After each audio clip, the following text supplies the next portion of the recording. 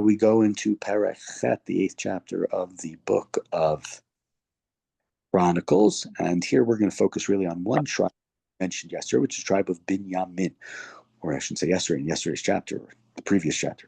Uvinyamin holid et Bela bechoro Ashbel Hasheni v'ach Rach Hashlishi. So we had 3 sons: Nocha Revi'i v'Rafa Chamishi, 4th and 5th son. Vayivanim Lavala Adar v'Gera v'Avihud v'Avishua v'Naaman v'Achoach v'Gera v'Shufan v'Churam v'Eleb. Okay, so here we have some of the first early generations from the tribe of Binyamin. And we'll continue in verse 6. V'Eleb b'nei Ehud. These were the sons of Ehud. They were the chiefs of the clans in Geva, and they were exiled to Manachat. Now, we don't know exactly when this exile happened. Perhaps it was related. We're going to be told in the next verse. So let's just read the next verse. Naaman Achia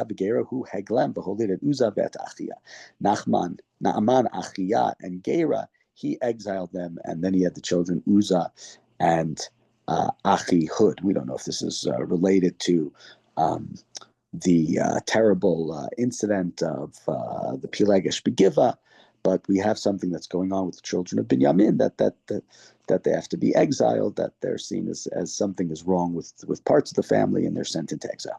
Continue in verse 8. V'shacharayim holid b'stei Moab min shilcho otam chushim vet ba'ara.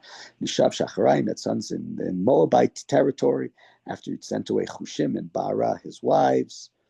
V'oled min chodesh ishto vet Yovav vet Sivya vet Mesha Malkam. Right, and he had sons by Chodesh, his wife, and gives them their names in verse 10. Vet Yutz, vet Sachya, vet Mirma, Ela banav Roshei Avot. 3 more chiefs of clans, leaders of different clans of the tribe. Umei Chushim holid Avituv, v'et El Faal. Here from Chushim, we have the children Avituv and El Paal. Uvnei El Paal Aver Mishma v'Shamed.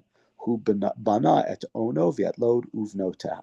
So we learn about the sons of El Paal, and the significance of their children is they built the city of Ono. They're still in Israel today, Kiryat Ono and Lod. And if you've been to Israel, presumably, unless you took a boat in, you've been to Lod, because Lod is, of course, where the airport is. Sure. If you buy a ticket, it says Tel Aviv. But if you've been to Israel, you know the airport is not in Tel Aviv. Technically, it's in Lod. Pasuk Yud Gimel, verse 13. Uvriya v'Shema hema roshei avot yoshvei Ayalon hema hivrichu et yoshvei Gad. We have Beria and Shema, the chiefs of the clans who they went and they fought with the people in Gat, Vachio, Shashak, Viremot, Zivaja, Ve'arad, Va'ader, Michael, Vishpa, Yocha, Bnei Viriah. More sons of Viriah mentioned in reverse. Uzevaja, Umeshula, V'chaver.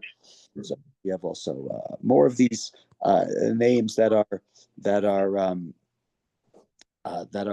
mentioned here. Are those ones? The Yishmarai, V'yaz Li'ah v'Yovav u'nei El Paal v'Yakim v'Zechri v'Zavdi v'El Einai v'Tzalti v'Eliel v'Adaya u'Vraya v'Shimrat b'nei Shim'i. Just reading all the names. We're in verse 22. V'Yishpan v'Aver v'Eliel v'Avdan v'Zechri v'Chanan v'Chanyan v'Elam v'An Totia. Verse 25. V'Yifdiya u'Fnuel b'nei Shashak v'Sham Sharai Ushecharya v'Atalia. The Atalia is a name not from here that we know, but Atalia is the name of a royal queen and mother who goes and kills the descendants of the family of David. If this is the same Atalia, it's not a very common name. Continuing verse 27, V'ya'are Shia ve'Eliyav v'Zechri v'nei Yerocham. Ela Roshei Avot Tolotam Rashim Ela Yashvu v'Yerushalayim. These were the chiefs of the clans, according to the line. These were the chiefs who dwelt in Jerusalem. We, of course, think of Jerusalem more as a city of Yehudah.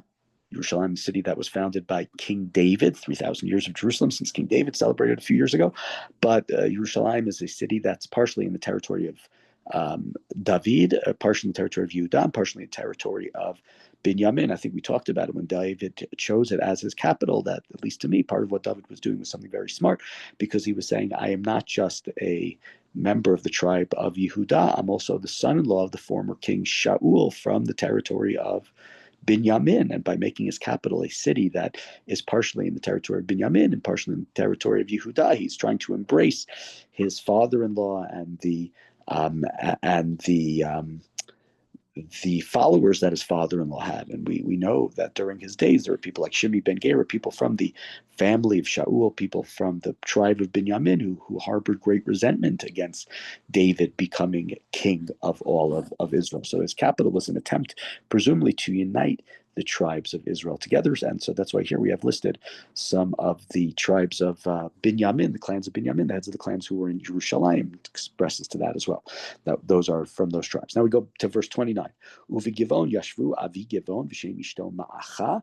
Here we have the father of the city of Givon with a wife named Ma'acha. Uvno HaBachor Avdon Vitsur Vikish Uval Vinadav. And he has a number of children. Avdon and Sur and Kish, Baal and Nadav, Gdor V'Achiova Zecher. In verse 32, Miklod holid et Shim'a va'afhema neged acheim yashvu v'Yerushalayim im acheim.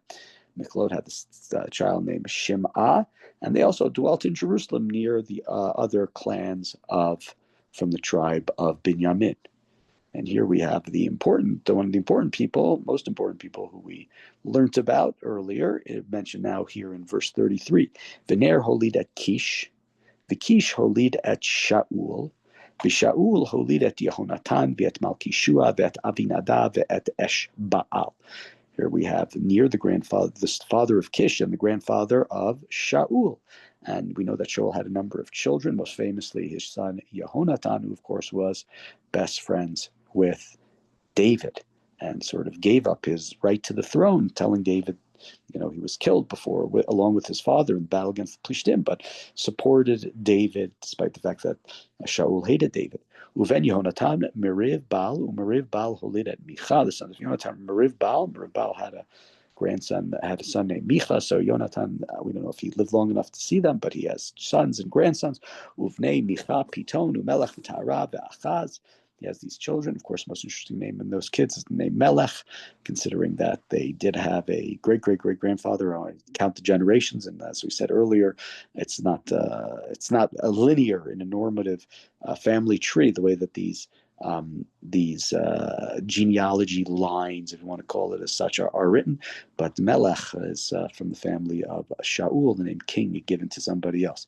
V'Achaz, from verse 36, holid et Yehoada, Yehoada holid et Alemet, v'et Azmavet, v'et Zimri, v'Zimri holid et Motza, Motza holid et Bin'ah, Rafa b'no, Elasa b'no, Atzel b'no, right, more families. L'Atzel Shishaban in Ve'elishmotam, Azrikam, Bochru, V'Yishmael, Ushe'ariah, Va'Ovadja, V'Chanan, Kol Ele b'nei Atzal. We learned the names 6 sons of Atzel, Uvnei Ashak, Achiv, Ulam Bechoro, Yeush, Sheni, Ve'Elifalat, Hashlishli.